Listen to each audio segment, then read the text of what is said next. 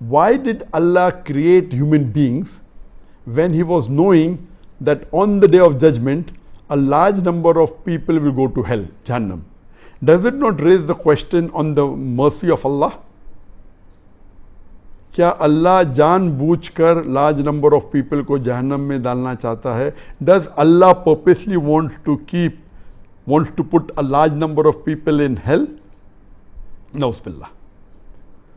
The question is that why did Allah create the human being when He knew that on the day of judgment a large number will go to hell? The human being is a unique and one of the best creations of Allah subhanahu wa ta'ala. Unlike the other creations, all the other creations, they submit the will to Allah subhanahu wa ta'ala, they obey subhanahu wa ta'ala 100%, whether it be the trees, whether it be the stars, whether it be the sun, whether it be the animals, whether it be the birds, all of them are Muslim, they submit the will to Allah. Allah created two creations, the jinn and the men, the jinn and the human being. And the human being is a superior creation that they have a free will of their own. They can either obey Allah or they can disobey Allah.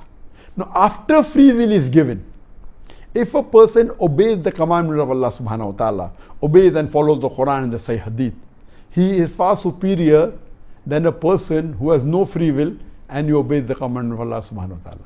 So a human being who has a choice of his own, has a free will to obey or disobey Allah subhanahu wa ta'ala, and then if he follows the commandment of Allah, he is higher even than the angels. Or the angels have no free will to disobey Allah subhanahu wa ta'ala. So He has created a new creation. And when you want something which is excelling or of a higher quality, the chance of success rate is less. For example, if you appear for an examination of 10th standard, you find that most of them pass. When you go to bachelor's degree, yet most of them passed, but lesser as compared to 10th standard. If you appear for an MBBS degree, the percentage of passing the exam is lesser than people passing the bachelor's in arts or in science. If you go for MD or DM, that's the doctorate of medicine, again the percent of people who pass is less than the percent of people who fail, because it's a very difficult examination. So here also this is the test that we are undergoing, and Allah subhanahu wa ta'ala has given a free will. It is not Allah who's purposely putting them in Jahannam, He's giving them the option. In fact, Allah subhanahu wa ta'ala is merciful, and He says that you ask for forgiveness, I'll forgive you. And Ramadan is one of the months that you ask for forgiveness, Allah will forgive you. If you do any sin, major sin, let it be how big the sin is, let it be as big as a mountain.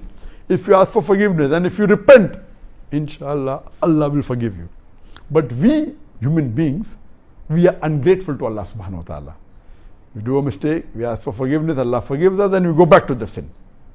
So this is the test we are undergoing, as Allah says in the Quran in Surah Al-Imran, chapter number 3, verse number 85, that kullu nafsin zakatul maut, every soul shall have a taste of death. And only those who are successful, who achieve the objectives of the life, is those who enter Jannah. This life is nothing but mere play and amusement. Allah says in Surah Mulk, chapter number 67, verse number 2, Alladhi khalaqal mawta wal hayata. It is Allah who has created death and life to test which of you is good in deeds. So this life is a test for the hereafter. Allah is most merciful, He is very kind. We are a unique creation, one of the best creations of Allah subhanahu wa ta'ala. We are undergoing a test. Imagine if in an examination, in a medical examination, a person writes the wrong answer. You can't expect the teacher to say, oh, I'm merciful, I will pass you. If the teacher passes the people in the medical examination, what will they do? When they pass, instead of treating the patient, they will start killing them. So you have to follow the rule. Even though you're merciful, you have to see what the result of the test are, and based on that test, if you pass, you go to Jannah. If you fail, you go to Jahannam. Hope that answers the question.